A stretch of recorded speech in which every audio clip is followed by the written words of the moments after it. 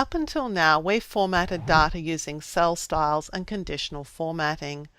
However, there's a feature in Excel for formatting a table that formats list data very quickly and easily. The downside of this is that additional features are added to the data that you may not want to use. I'll show you how to borrow these table formats to format a range of data and to do so without having to use the other table features. To begin, I'm going to select over my data. I'm going to include the totals, the column and the row headings. And then I'm going to click the Home tab of the ribbon and choose Format as Table and select one of these table formats to apply to my data. I'll click this one here.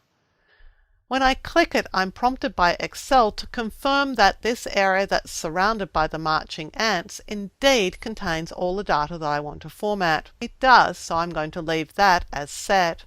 I am also asked to confirm that my table has headers. It does, so I'll leave this checked and click OK.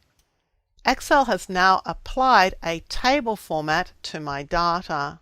I can go ahead and fine-tune this if I want to. I'm going to click somewhere inside my table, and from the Table Tools Design tab, I can select some of these options. Now, the ones that I don't want to select are header row because that makes my data disappear, and total row because it adds an unwanted total row to my data because I already have one.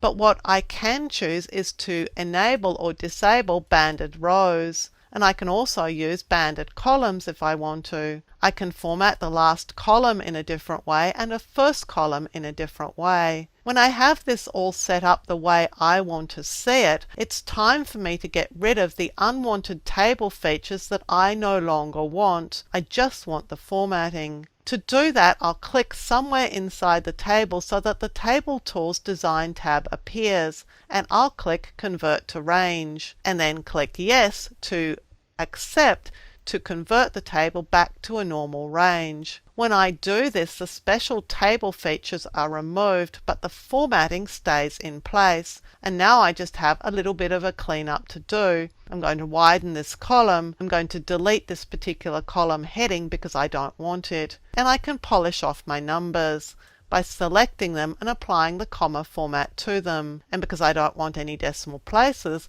I'll click Decrease Decimal twice. In a later video, we're going to learn more about the table features that are applied with table formats and that we just removed. However, I think you might find that this technique is a useful way to borrow nice looking table formats without actually using the special features applied when you create a table in Excel and without having to do all the hard work yourself.